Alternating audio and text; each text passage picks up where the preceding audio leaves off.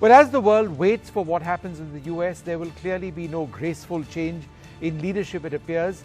The focus for us in India remains on the Indo-US relationship and which way it may turn. At the moment, it seems clear that the Indo-US strategic embrace is here to stay. But will there be changes in trade policy and human rights policy when Joe Biden takes over as president, as we assume he will?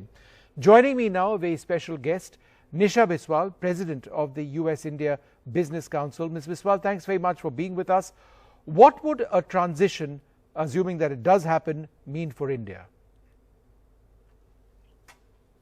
Well, look, I think that there will be a great deal of continuity and convergence in terms of the U.S.-India relationship and the trajectory that the relationship has been on. But I think you'll see expansion and broadening of the relationship in other areas, including on climate change, including on how the two countries collaborate with respect to addressing the pandemic, both in terms of how it affects our individual countries, but also in terms of coordinating on a global response. So you'll see a continuity on the strategic partnership, but also a broadening of the relationship as well. What about H-1B visas?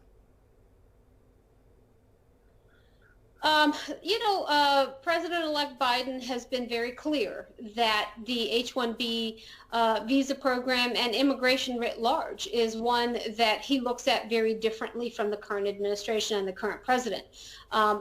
President-elect Biden has talked about the importance of immigrants in building the American society and the American economy, and I fully expect that one of the early sets of decisions that they will do will be to address some of the challenges to the current administration's approach on H-1B, skilled worker visas, as well as other immigration-related issues. Ms. Biswal, trade differences, tariff barriers in certain cases have existed and have been highlighted by the Trump administration. What would happen now to those? I think that there are discussions that are going to have to be, engaged on trade issues. I do think that the incoming administration will take a different approach on trade, certainly one that is less confrontational with respect to tariffs, etc. But I think that both countries are going to need to come to the table ready to negotiate, and particularly there are issues that we have encouraged India to take on to further open the economy, liberalize trade, and really position India to be a much greater focus for a global supply chain and to be able to attract much more manufacturing supply chain investment into India. So I think that these are wonderful opportunities if the two countries can come together and really do the hard work of harmonizing and aligning our approaches on trade. What about human rights issues? The Trump administration, for example, didn't really raise very many issues with India, for example, over the handling of Kashmir. Do you believe that with the Democrats in power, that might well come up? Well, I think that there will certainly be attention to the whole broad range of issues. The U.S.-India relationship is a very important one for both countries. The Biden administration will want to continue to deepen that relationship and partnership. But there's also a desire amongst many in this country, Democrats and Republicans, to have the conversation on values. We have a lot of work to do at home here in the United States on strengthening our democracy and on addressing, barriers to creating opportunity and inclusion here in the United States. And we have a lot to learn from each other and to share with each other. So I imagine a U.S.-India relationship will seek to engage on issues from a perspective of how can we share our best practices, our lessons, and how can we walk the walk together. And I think it'll be one of mutual respect and regard.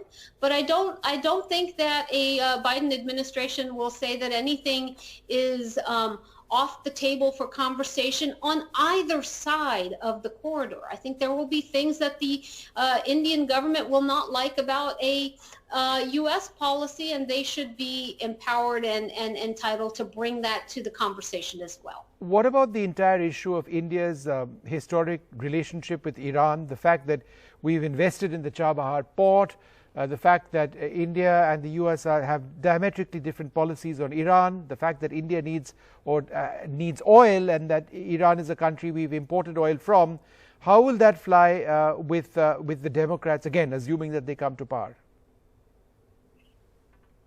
Yeah, look, I think that there's a lot that needs to be unpacked on what happens with respect to Iran. I don't think that it's flipping a switch and going back to a pre-Trump approach on Iran. So I would not hazard a guess. I will say that the United States has always sought to understand and adjust expectations of what India can and should do with respect to its own needs and interests, but has also sought to bring India into those conversations and be part of an overall strategy and approach. And I suspect that India will be part of those conversations as we think about what the way forward will be. What does Kamala Harris bring into the equation with India? Well, I think, first of all, there's just an enormous amount of pride in the Indian American community, the diaspora community around the world, and of course in India itself, that a person of Indian heritage is ascending into one of the highest offices in the land as vice president, the first woman to become vice president, the first person of color to become vice president, the first person, of course, of Indian origin to become vice president of the United States. And that is just an enormous kind of a aspirational moment for and inspirational moment for all of us. I think that she will do what she has said, which is she will be a voice for the president-elect in his decisions on a vast range of issues, domestic and foreign policy, and will be part of the conversation. She certainly brings a knowledge and an understanding of that heritage into her own worldview. But I suspect that she will play an important role as we move forward in shaping and engaging our policy. Is China the biggest unifier in a sense presently between India and the United States, a common adversary?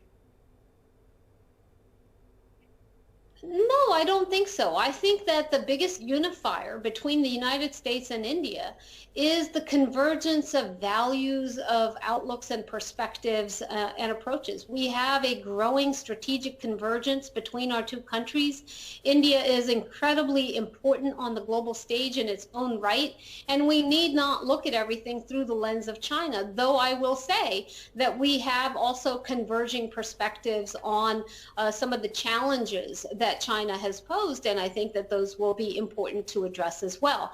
But both countries have had also a history of wanting to engage and manage the competition and the areas of divergence with China, and I think that we will find constructive ways to move forward on that as well. All right. Thank you very much, Ms. Biswal, for being with us. Hopefully the continuity we expect will continue, but possibly with some important changes, as you point out. Thanks very much indeed.